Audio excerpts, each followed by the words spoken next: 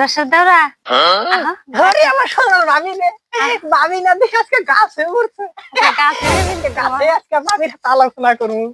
আহারে। ও আমার রসের ভাবি, তোমার কাছে একখান দাবি, মনের দুখান কথা শুনিও।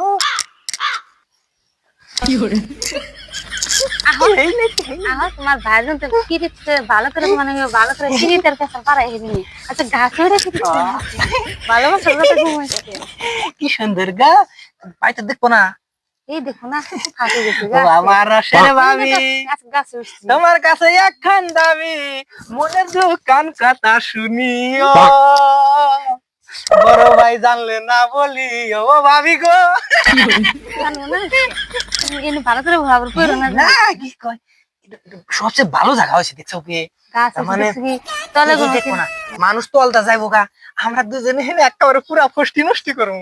আমার তো ভালো করে ধরে ফেলে দিছিরা লাসকা ভাই বানাছে গাছ। তোমার জামাই বুড়া, কিছু বুঝে না, তোমার জামাই বুড়া না। বুঝেই তো সেখান থেকে গাছি রসের দাদা গাছে উঠে পিরিত করে যেদের একটা ভালো লাগে জানো কি এখন গুনে আমরা পিরিত করলে খালি গাছে উঠে গাছের তা এইরকম ভালো দেখবো না, জানবো না, ভাই উঠতেলি পাইবো না, তাই না? আরো বাসা তো আছে হ্যাঁ। একবার গাছে উঠে ঘুরে ওরে আমার সোনা রে। ভাবি আমার জানি কি ডর করতেছে, আমার ভাই আসবো না। নয় হেরা বুঝছি अबे साले